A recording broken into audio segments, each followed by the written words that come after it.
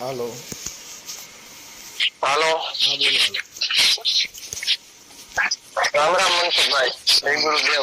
જય ગુરુદેવ. આપણે કોણ બોલો? હું દાફડા ચેતન બોલું. હાલ ઇઝરાયલ છું. મારું ગામ કોટડી, તાલુકો માણાવદર, જિલ્લો જુનાગઢ. બરોબર. હા, આપણા જ સમાજમાંથી, દલિત સમાજમાંથી. શું નામ કીધું? હાલો. વિપુલભાઈ. ના ના, ચેતનભાઈ, ચેતન, દાફડા ચેતન. ઓકે ઓકે, બોલો બોલો ચેતનભાઈ. તમારા કામથી હું બહુ રાજી થાઉં છું. બરોબર. અને તમારું કામ સંત જેવું છે. આ જમાનામાં દુઃખ ને બધાના બીજાના દુઃખ દૂર કરો ને તમે જ્ઞાની માણસ છો ને તમારા ઓડિયો હું ખૂબ સાંભળું છું, રોજ સાંભળું છું. અને એમાં ટાઈમ મારો વયો જાય છે. ઇઝરાયલમાં તો કામ કરું છું અને તમારા ઓડિયો કાનમાં હેન્ડ ફ્રી નાખીને સાંભળતો હોઉં છું. બરોબર. ઓકે. તમારા એક એક શબ્દ છે ને, તમારા એક એક શબ્દ મગજમાં અને જીવનમાં ઉતાર્યા જેવા હોય. અને તમે અંધશ્રદ્ધાથી મુક્ત કરો છો માણસોને. પછી ક્યાં રસ્તે હાલવું જોઈએ, ક્યાં રસ્તે ના હાલવું જોઈએ, સમાજમાં સારી વિચારધારા ફેલાવો છો. એટલે હું તમને આજથી ને વર્ષથી પહેલા ફોન કરવાનો હતો, પણ તમે પછી કામમાં હો ને મારા એવા કઈ પ્રશ્ન નહોતા. બરોબર. એટલે આજે વાત થઈ ગઈ. એટલે બહુ ધન્યવાદ તમારો જવાબ આપવા માટે. સારું. આપણે શું કામ શું હતું? કામમાં હવે મેં ગુરુ તો ધારણ કર્યા છે. બરોબર. પણ હવે સ્ફૂર્તા આપણી જે હોય, આપણું મન ચંચળ છે, તો મનને આપણે કેમ બાંધવું એમ વાત છે. નામ સ્મરણ તો કરતો હોઉં છું, પણ આપણે બે ધ્યાનમાં ને તો લાગતું નથી મન. એનું શું કારણ? આપણે કઈ સંપ્રદાયમાં શું? ઉગમ ફોજ જ બાંદ્રાના જ છે. ઉગમ ફોજ ગુરુભાઈ. હા, બરાબર. મારા 30 વર્ષ થયા. મારી કઈ કોઈ મોટી ઉંમર નથી. બરોબર. નાનો ભાઈ છું તમારો. હા, પણ એમ કે હજી નથી જોઈ શકતા. હું જોઈ શકું છું. એટલે સમજણ ગુરુદેવની દયાથી સારી છે. કારણ કે મારે મુક્ત થવું છે લોભ માંથી, મોહ માંથી ને. એટલે તમને આ પ્રશ્ન કર્યો. બરોબર. બાકી તો અહીંયા પૈસા છે, અહીંયા 2.5 લાખ પગાર છે મારો. બરોબર. બધું સારું છે, બધું મળે છે. અહીંયા માણસો બહુ સારા છે, ઇઝરાયલના યહૂદી લોકો. અહીંનું કલ્ચર બહુ સારું છે. હા, એટલે આપણે પ્રસાદી કરવી છે ને તમને તેડાવવા છે. બરોબર. એમાં એવું છે તમને અંકિતભાઈ કે લોભ ને મોહ ને એ બધું એમાંથી મુક્તિ કે મેળવવાનું શું કારણ? એમ કેમ કે લોભ છે એ અતિ ન હોવો જોઈએ. લોભ અતિ ન હોવો જોઈએ. એમ લોભ તો કોઈ પણ માણસ ને હોય. તમે તમારી વાત 100% વાત તમારો ગોટલો ઉતરી ગયો. કહેવત છે ને કે અતિ લોભ પાપનો મૂળ છે. એટલે લોભ તો જે ગુરુ કરો એ ગુરુમાં લોભ હોય છે. એવું છે. એ જો લોભ મોહ એ બધી વસ્તુ, જો મોહ ન હોય તો એને શિષ્ય કરવાની જરૂર ક્યાં રહી? મોહ એક મુકાઈ ગયો તો પછી એમાં જાજા શિષ્ય કરવા, તમારે સમજાવવાની કોશિશ કરવી, જ્ઞાન કથવા, એ બધા કરવા, એ મોહ જ છે ને. મોહ કેને ન હોય? જેને માનસિક ગાંડો માણા હોય એને, જેને મગજની નસ ખેંચાઈ ગઈ, મગજ છટકી ગયું અને કામ ન કરે, એને મોહ માયા કાંઈ ન હોય. કેમ કે એને પરિવાર ની પીડા નથી. મારા છોકરા શું કરે છે, બાયડી મારા મા બાપ શું કરે, કેમ કે ઈ તો એની મસ્તીમાં છે. આપણે બધા સંસારિક જીવ છીએ. આપણી જે આવવું પડે ને ભાઈ, આપણે મારે બાઈ છે, છોકરો છે, બાપા છે. બરોબર. હા, એના માટે મારે આવવું પડ્યું. એટલે આપણે આપણી ભક્તિ છે, આપણું જે જ્ઞાન છે એ સંસારી છે. સંસારમાં રહીને ભક્તિ કરવાની, બાયડી છોકરા એ બધાને સાચવતું જવાનું અને ભક્તિ કરવાની. અને ઉત્તમ ભક્તિ સંસારિક.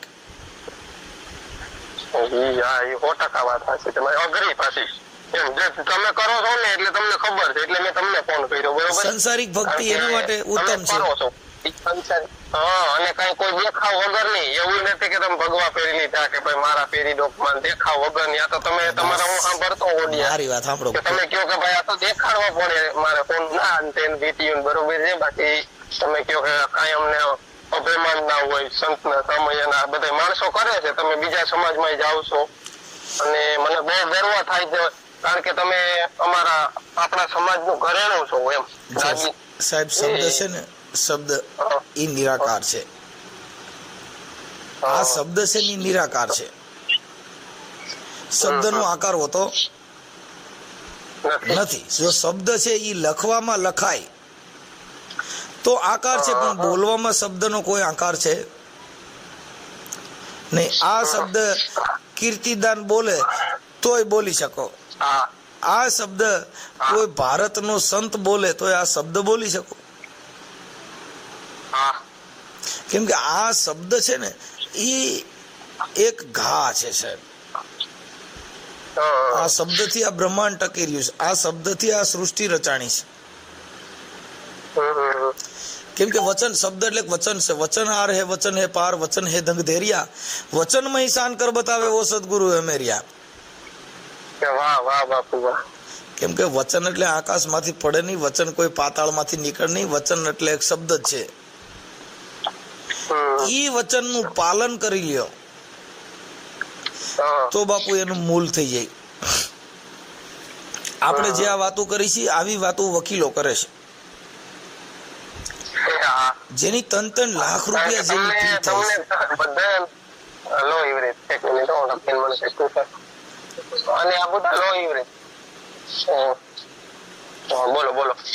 એટલે ઈ છે ને ભાઈ, જેની 3 લાખ રૂપિયા અત્યારે હાઈકોર્ટના વકીલ હોય, સુપ્રીમ કોર્ટના વકીલો હોય, આપણે જિલ્લાના વકીલો હોય છે, એવી એની 20,000 થી માંડી 3 લાખ થી 20 લાખ સુધી જેની ફી થાય છે.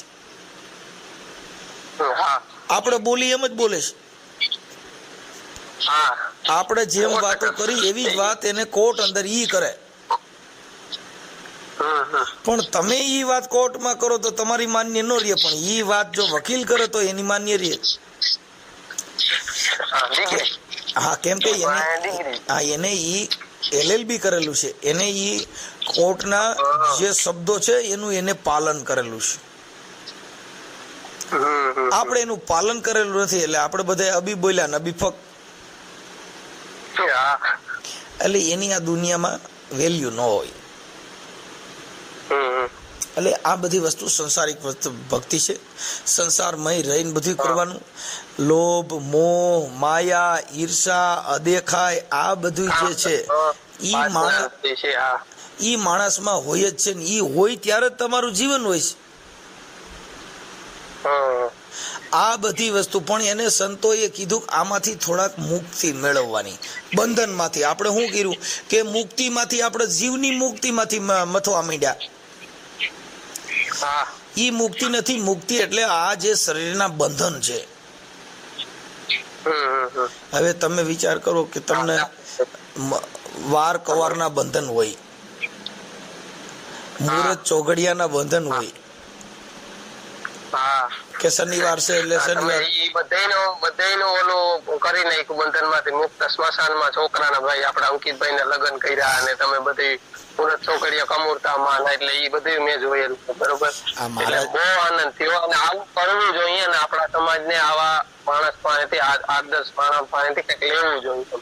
હજી સુધરતા નથી 100%. નહીં, એમાં એનું કારણ છે કે જે નથી સુધરતા એ ઓલા લોકોનો ધંધો હાલે. બધા સુધરી જ જાય તો આ જગતમાં કિંમત ન થાય. હારા નરાની કિંમત કરવા માટે બધાને સુધરવાની જરૂર નથી.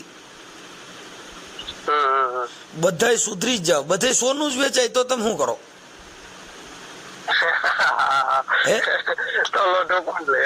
બધા સજ્જન ને બધા આખી જગતમાં બધા ભક્તિ ને બધા સાધુ જ બની જાય તો એની વેલ્યુ શું?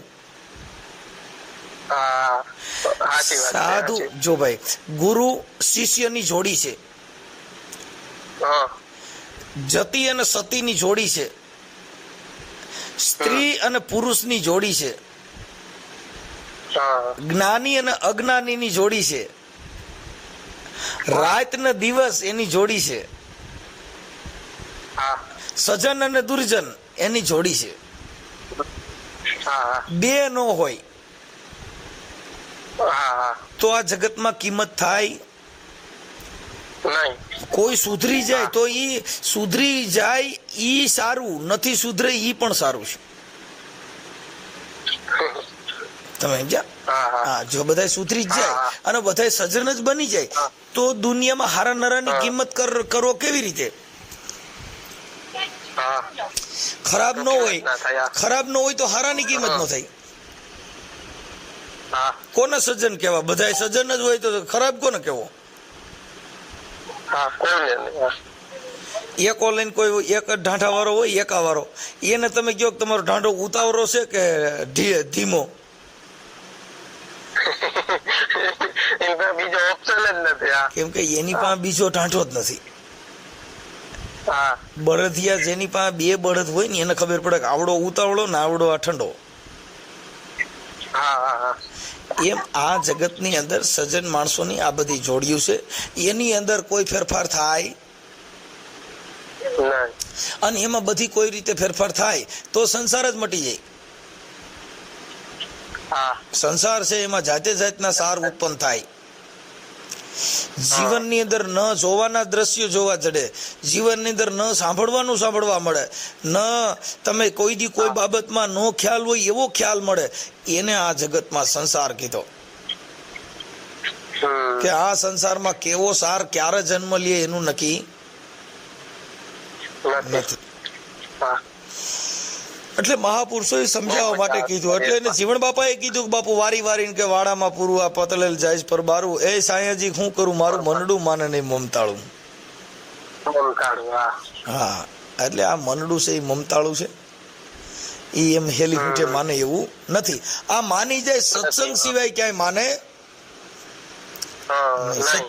સત્સંગથી માને.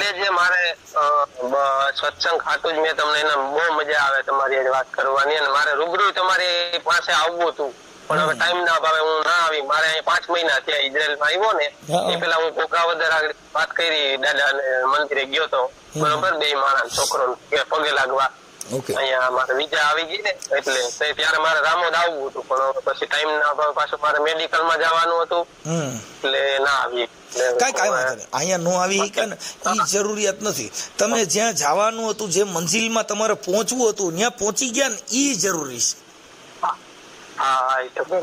તમારે તમારી મનની જે ઈચ્છા છે કે મારે આ મંજિલે પહોંચવું છે, મારે અહીંથી જુનાગઢ જવું હોય તો વચમાં જેતપુર ને જેતલસર ને ગોંડલ ને બધું આવે. હવે વાટમાં જો હું ઉતરી જાઉં ને બધી જગ્યાએ ભાવકારા કરી દઉં તો જુનાગઢ આવે નહીં, એ બધા સ્ટેશન છોડવા પડે. એમ આ જિંદગીમાં ભક્તિ છે ને એમાં બધા સ્ટેશન છે. મોહનું સ્ટેશન આવે તો એને છોડી દેવાનું, આવરણનું સ્ટેશન આવે તો એને છોડી દેવાનું. આ બધાય મોહ માયા ઈર્ષાનું સ્ટેશન આવે તો એને ઘડીક છોડી દેવાનું, નકર તમે જે મંજિલે પહોંચવાના છો ત્યાં પહોંચી શકશો નહીં. હા, આ મંજિલે પહોંચવું હોય તો બાકી તબિયત પાણી બધા ડાયરો મજામાં ને? બસ આનંદમાં આવો, આનંદમાં. તમે કયો તમારે ત્યાં શું ઇઝરાયલમાં તમારે શું કેમ હાલે? અમારે અત્યારે યુદ્ધ હાલે છે એ તો તમે જોતા છો, પણ જે સમાચારમાં જે અફવાઓ ફેલાવે ને કે બિલ્ડિંગ એવું કઈ નથી. આ હું બહાર અત્યારે બેઠો છું બરોબર, અને કાંઈ કોઈ એવું છે ને. હા, ઓલા બંકર હોય અહીંયા શેલ્ટર કે ને, આ લોકો ટેકનોલોજી સારી છે એટલે અમને રાતે વાગે 2 વખત સાયરન, આજ રાતે ગઈ રાતે વાગ્યું હતું. સાયરન વાગે એટલે મોબાઈલ આખો વાઇબ્રેટ થાય અને એમાં સાયરન વાગે, આપણે એમ્બ્યુલન્સ માં કેમ વાગે એમાં. એટલે તમારે આપણે કોઈ પણ સેફટી બંકર હોય અમારે એપાર્ટમેન્ટ ની નીચે જ છે, ત્યાં વયું જવાનું. એ આખું લોખંડ નું આરસીસી નું બનાવેલું હોય અને એમાં સેફ થઈ જાય. એમાં બધા લોકો જાય, એપાર્ટમેન્ટમાં હોય, કોઈ સાર્વજનિક હોય. એટલે અહીંયા ટેકનોલોજી સારી છે. મિસાઇલ પડે છે ક્યાંક ક્યાંક, એટલે એટલી બધી નુકસાની નથી કે જે ન્યૂઝમાં બતાવે બરોબર. આપણે તો ત્યાં એના વ્યૂ જોવા માટે બતાવતા હોય ન્યૂઝમાં, સાચું ખોટું, પણ અહીંયા હોય એને ખબર હોય. બરાબર. અને એનું કલ્ચર બહુ સારું. હજી ઠંડી પડે છે કે આપણે તો અહીંયા ગરમી ચાલુ થઈ ગઈ, ઓળી ગઈ. અહીંયા તમારે કેટલા વાગ્યા છે અત્યારે? અત્યારે મારા વાગવામાં છે ને 12:30. દિવસના 12:30 થયા. આ દિવસના, કારણ કે ત્યાં 3:30 કે 4 થયા છે. 3.5 કલાકનો ફરક છે. હા, અહીંયા 4 વાગવા આવ્યા. હા, એ તો 3.5 કલાકનો ફરક છે. પછી ધીમે ધીમે પાછું વળી ઉનાળામાં થઈ જાય 2.5 કલાકનો ફરક. હા ને અમે 3 ભાઈઓ અહીંયા છે. મારા મોટા પપ્પાના છોકરા છે. પેલા ઈ આવ્યા કન્સ્ટ્રક્શનમાં. તે મને કે તું અહીંયા આવતો રે, ત્યાં કઈ નથી ભાઈ, આપણે ધંધામાં ને કઈ હાલતું નથી. હું પેલા પાણી ફિટિંગ નું કરતો, પછી એમાં કઈ નહોતું. અત્યારે પછી બાંધકામ નું કરો છો? ના, હું ક્લીનર નું કામ કરું, સફાઈ. ઠીક. અહીંના સેકલમાં છે ને મારો 8-9 હજાર છે. અહીંના ઇઝરાયલી ન્યુ સેકલ કે અહીંનું ચલણ.